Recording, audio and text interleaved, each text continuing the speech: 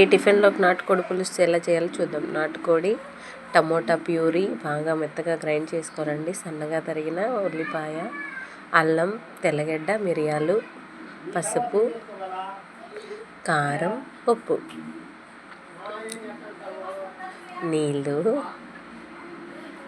కరివేపాకు, నూనె.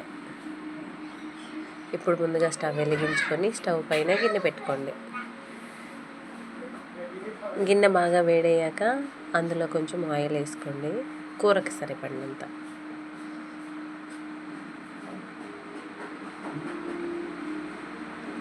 నూనె బాగా వేడయ్యాక ఇందులో ఉల్లిపాయలు వేసుకోండి. ముందుగా మనం తరిగి పెట్టుకున్నవన్నీ వేసేసుకోండి.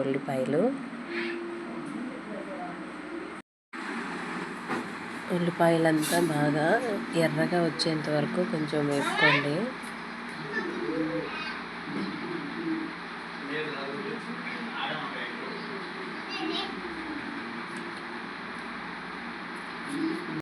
ఈ నాటుకోడి పులుసు నేను ఇడ్లీలోకి చేస్తున్నానండి.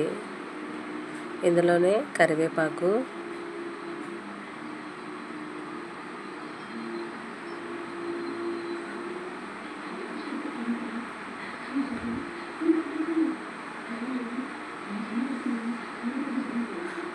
ఇది అల్లం, వెల్లుల్లి, లవంగం, పట్ట, మిరియాలు అన్నీ వేసి పేస్ట్ చేసుకున్నానండి.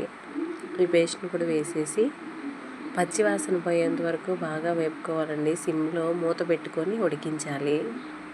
మనకు మంచి స్మెల్ బయటకు వస్తుంది. అప్పటి వరకు వేయించాలండి.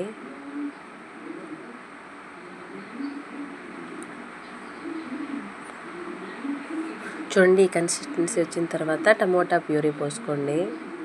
ఎందుకంటే టమోటా ముక్కలుగా కూడా చేసి వేసుకోవచ్చు, కానీ పులుసు తక్కువ వస్తుందని ఇలా మిక్సీకి వేసి వేసానండి. అది మీ చాయిస్, ఎలాగన్నా వేసుకోవచ్చు. ఈ టమోటాలో ఉన్న నీరంతా కూడా ఇంకిపోయి మనకు నూనె పైకి తేలేంత వరకు చిన్న మంట మీద ఉడకనివ్వాలండి. చూడండి, ఈ విధంగా మీకు నూనె పైకి తేలుతుంది. దాని తర్వాత నాటుకోడి ముక్కల్ని ముందుగా శుభ్రం చేసి పెట్టుకున్నవి పసుపు, ఉప్పు వేసి పెట్టుకున్నామండి.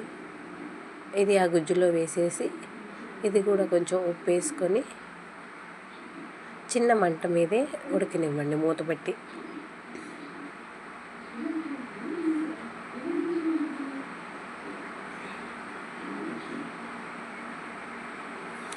మధ్య మధ్యలో కలుపుతూ ఉండండి, అడుగంటిపోకుండా. ఈ విధంగా నూనె పైకి తేలే టైంలో ఇందులోనే మనకు కూరకు సరిపడినంత కారం వేసుకోవాలి. దీంట్లో తయారు చేసిన కారం అండి, అంటే మేము దప్పించుకొచ్చుకున్నది. 2 స్పూన్లు వేసుకున్నాము. కారం కూడా బాగా కలుపుకొని 1 సెకండ్ అలా సిమ్లో ఉడకనిచ్చి మనకు పులుసుకు సరిపడినన్ని నీళ్ళు పోసేసుకోవాలండి.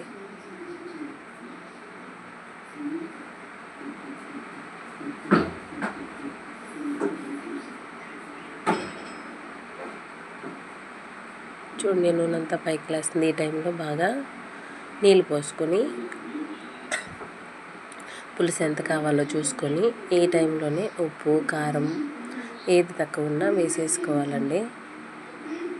మంటని హై ఫ్లేమ్లో పెట్టి బాగా ఉడకనివ్వాలి. చూడండి, ఉడుకుతూ ఉంది. నేను మార్నింగ్ టిఫిన్ ఇడ్లీ చేశానండి. దాంట్లోకి ఇడ్లీ కూడా పక్కన పెట్టేశాను, చికెన్తో పాటు అది కూడా అయిపోతుందని. కొంచెం కొత్తిమీరను బాగా తరుక్కొని సన్నగా కడిగి పెట్టుకొని దాన్ని వేసేయండి. మనకు పులుసు ఉడికిపోతూ ఉంది.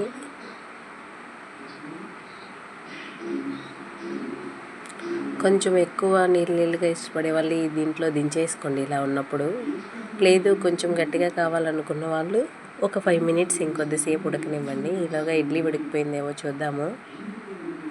చూడండి, ఇడ్లీ కూడా ఉడికిపోయింది. మన టిఫిన్ రెడీ అయిపోతూ ఉంది.